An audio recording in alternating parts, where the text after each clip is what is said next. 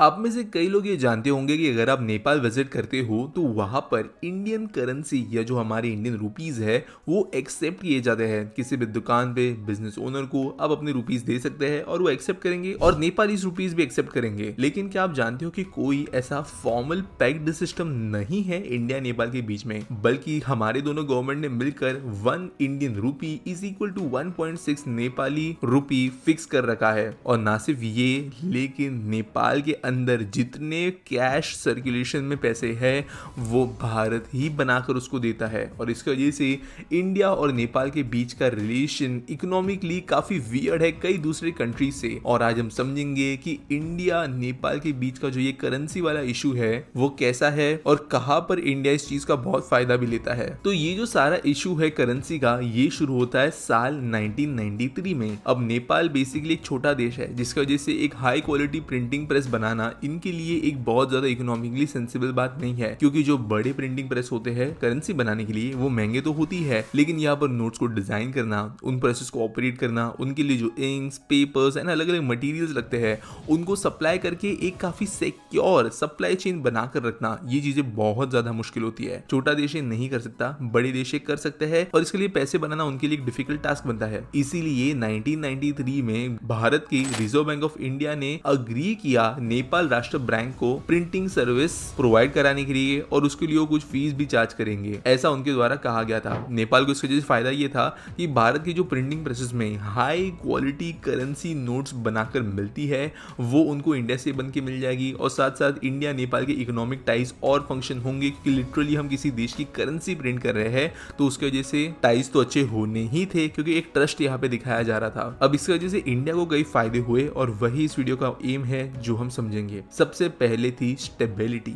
India अगर नेपाल की currency print करता है तो यहाँ पर नेपाली करेंसी की स्टेबिलिटी हम डिसाइड कर सकते हैं। अगर आप जानते हो इकोनॉमिक्स का बहुत ज्यादा बेसिक्स, तो इन्फ्लेशन तब होता है जब चीजों की डिमांड बहुत ज्यादा बढ़ जाती है, और वो बढ़ती इसलिए है क्योंकि कई गुना ज्यादा पैसा ओवरफ्लो होने लगता है मार्केट के अंदर, बहुत ज्यादा बेसिकली पैसा प्रिंट हो जाता है जिसके वजह से हर चीज महंगी होने लगती है। अब क्योंकि इंडियन गवर्नमेंट नेपाली करेंसी के ऊपर कंट्रोल रखती है, ऑब्वियसली नेपाल कभी भी डिसीजन ले सकती है कि अपना खुद का पैसा प्रिंट कर लेगी, लेकिन क्योंकि अभी करंटली प्रिंटिंग हम संभालते हैं तो कहीं ना कहीं पर नेपाल के इन्फ्लेशन को रिड्यूस करने के अंदर या एक प्रॉपर रेट में रखने के ऊपर हम डिसीजन लेते हैं। और एक्सचेंज रेट के अंदर जो फ्लक्चुएशंस आते हैं नेपाल के अंदर वो भी हमें इस प्रिंटिंग के जरिए ऑपरेट करने मिलते हैं, जो कि एक बहुत बड़ी बात है। हम किसी कंट्री के फाइनेंस संभाल सकते हैं। दूसरा है कॉस्ट इफेक्टिवनेस। अब नेपाल गवर्नमेंट को यहाँ पर ज्यादा फायदा हो रहा है, लेकिन अपने प्रेसेस की जो लिमिटेड कैपेसिटी है वो भी भारत यूज कर लेता है इन नेपाली करेंसीज को प्रिंट करने के लिए।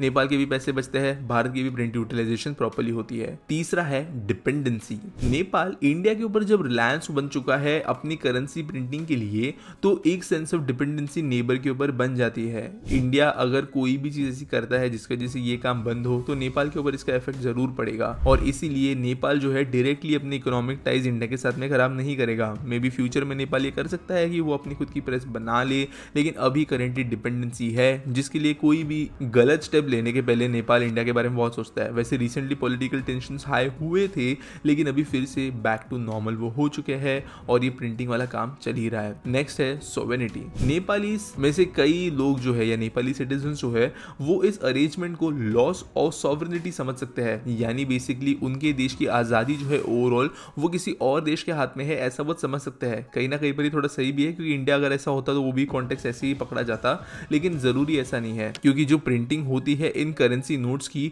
वो नेपाल सेंट्रल बैंक के गाइडलाइंस के अनुसार ही होती है और नेपाल राष्ट्र बैंक के गाइडेंस के अंतर्गत ही होती है। इंडिया बेसिकली सिर्फ एक कॉन्ट्रैक्टर है जो सर्विस प्रोवाइड करता है, लेकिन ये कॉन्ट्रैक्ट एक ऐसी चीज का है जो इतनी जरूरी है किसी इकोनॉमी के अंदर कि बहुत ज्यादा कंट्रोल इसके ऊपर हम रख सकते हैं। अब यहाँ पे जो इफेक्ट्स है इन चीजों के वो समझ लेते हैं। लार्जली ये पॉजिटिव रहा है, क्योंकि इंडिया पैसा प्रिंट कर रहा है सही तरीके से, तो कॉस्ट इफेक्टिवनेस नेपाली इकोनॉमी को हमेशा मिली है प्रिंटिंग के हिसाब से।